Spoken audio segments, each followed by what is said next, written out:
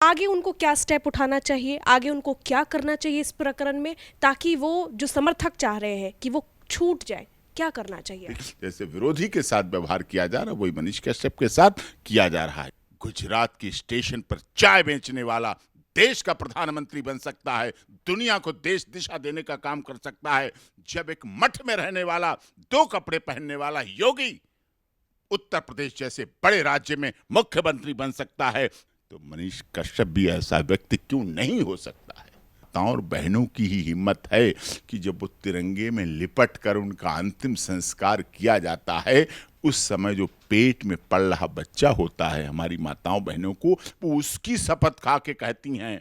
कि जा तू तो चला गया इस देश की भारत माता के लिए, जो पेट में बच्चा होगा मैं उसको भी इस देश की सीमा के लिए शहीद करा दूंगी, वहीं लगा दूंगी, वहीं पहुंचा दूंगी और अपने भारत माता की आन मान शान को बरकरार रखूंगी।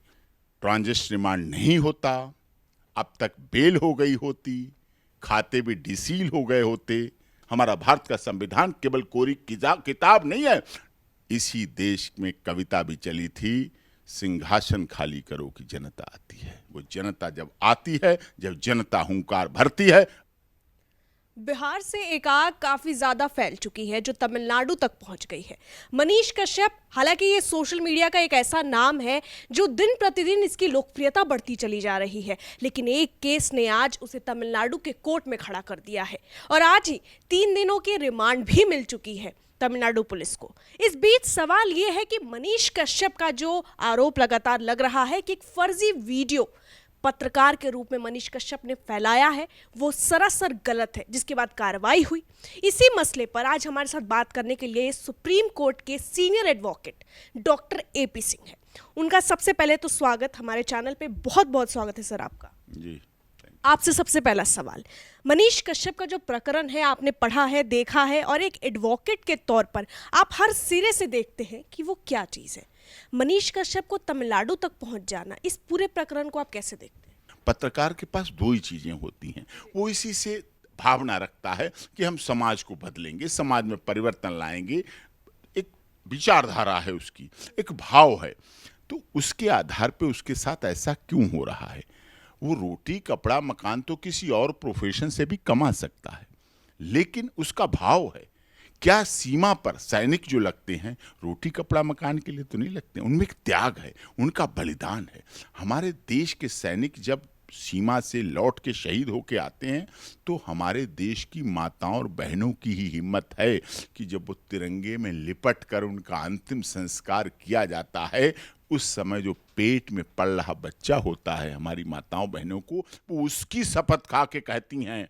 कि जा तू तो चला गया इस देश की भारत माता के लिए, जो पेट में बच्चा होगा मैं उसको भी इस देश की सीमा के लिए शहीद करा दूंगी, वहीं लगा दूंगी, वहीं पहुंचा दूंगी और अपने भारत माता की आन मान शान को बरकरार रखूंगी। और मनीष पत्रकार छोटा बड़े पत्रकार की बात नहीं है। अगर उसके लोग हैं चाहने वाले, अगर वो छोटा पत्रकार होता तो बिहार बंद नहीं होता। ये जन आंदोलन बनता जा रहा है, ये मूवमेंट बनती जा रही है, जिस मूवमेंट में इस देश के लोग भी शामिल हैं, विदेशों के लोग भी शामिल हैं। सोशल मीडिया तो एक अच्छा ऐसा माध्यम है जो कहीं की बात कहीं पहुंच जाती है, लेकिन मनीष कश्यप ने ऐसा कोई कार्य नहीं किया जिसके द्वारा उसने अपने अधिकारों की बात, अपने पूर्वांचल के लोगों की बात, अपने पूर्वांचल के साथ लोगों के दुर्व्यवहार की बात को रखा है, और वो रखने का उसको अधिकार है। और इस पर भारत सरकार को भी जो उसके खिलाफ ये गलत कार्य हुए हैं उस पर एक्शन लेना चाहिए। तेजस्वी यादव से भी सवाल कर रहा हूं, जांच एजेंसियों से भी सवाल कर रहा हूं, क्या इस खबर को केवल तेजस्वी यादव ने ही दिखाया? क्या इस खबर को अन्य चैनल, अन्य अखबारों ने नहीं दिखाया, नहीं छापा, नहीं चला? अगर किसी ने नहीं दुनिया में चलाया तो मैं मान लूंगा दोषी है, लेकिन अगर और लोगों ने भी चलाया, आपने उनके खिलाफ तो नहीं कि पिक एंड चूज कार्रवाई करने में आप पिक एंड चूज नहीं कर सकते। मैं माफी के साथ आपको रोकूंगी, आपने कहा पिक एंड चूज, आपने ये बात कही, तो फिर मनीष कश्यप ही क्यों क्यों मनीष कश्यप से किसी को तकलीफ होगी? मनीष कश्यप से इसलिए तकलीफ होगी, उसने एक शब्द कहा था, मैं तेजस्वी यादव को मुख्यमंत्री नहीं बनने दूंगा। ये किसी ने और ने नहीं कहा, और किसी पत्रकार ने नहीं कहा, ये थोड़ी उसकी गलती थी। क्या मनीष कश्यप में इतना दम रखते हैं मनीष कश्यप कि वो अगर बोले तो तेजस्वी यादव गद्दी से उतर जाएंगे? जब इस देश में, ये लोकतंत्र है मैडम, जब इस देश में गुजरात की स्टेशन पर चाय बेचने वाला देश का प्रधानमंत्री बन सकता है, दुनिया को देश दिशा देने का काम कर सकता है, जब एक मठ में रहने वाला, 2 कपड़े पहनने वाला योगी उत्तर प्रदेश जैसे बड़े राज्य में मुख्यमंत्री बन सकता है, जब उस मठ में रहने वाला ये कह सकता है विधानसभा में मैं अपराधियों को मिट्टी में मिला दूंगा, जब वो ये कह सकता है, और 45 साल के 101 केसों के बाद भी अभी पीछे जो सजा हुई है इलाहाबाद से प्रयागराज से अंसारी फैमिलीज को,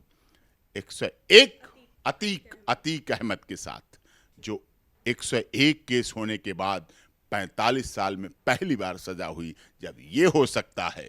जब योगी राज्य में बुलडोजर के द्वारा भी लॉ एंड ऑर्डर मेंटेन किया जा सकता है,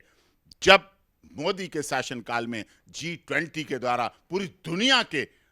राजनेता भारत में आ सकते हैं, जब इस देश का राष्ट्रीय ध्वज लेके यूक्रेन और रूस में पाकिस्तान के लोग बच सकते हैं, पाकिस्तान के लोग और भारत के छात्र और पाकिस्तान के छात्र राष्ट्रीय ध्वज लेके यूक्रेन और रूस से युद्ध स्थल से निकाले जा सकते हैं और युद्ध रोका जा सकता है,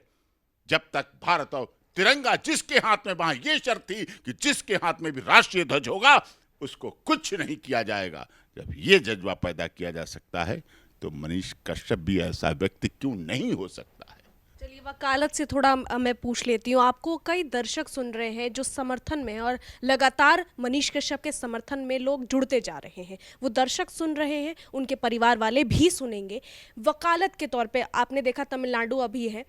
आगे उनको क्या स्टेप उठाना चाहिए, आगे उनको क्या करना चाहिए इस प्रकरण में, ताकि वो जो समर्थक चाह रहे हैं कि वो छूट जाए, क्या करना चाहिए? अगर अच्छी तरह डिफेंस किया जाता, ये बात मैं बड़े दुख के साथ और बड़ी जिम्मेदारी के साथ कर रहा हूं, अच्छी तरह डिफेंस किया जाता तो ये सारे केस एक साथ इकट्ठे हो सकते थे, ट्रांजिट रिमांड नहीं होता,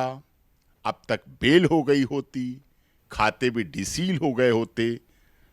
ये सब चीजें होनी चाहिए थी, जो कि समय पर पता नहीं क्यों नहीं हो पाई, या तो उनके परिवार के लोग या उनके मित्र या चाहने वाले नहीं लीगल स्टेप कर पाए, नहीं कार्रवाई कर पाए, या क्या नहीं उनकी मजबूरियां रही होंगी, कुछ ना कुछ तो मजबूरियां रही होंगी, कोई यूं ही तो बेवफा नहीं होता है। हमारा भारत का संविधान केवल कोरी किताब नहीं है, डॉक्टर भीमराव अंबेडकर संविधान निर्मात्री सभा के अध्यक्ष रहे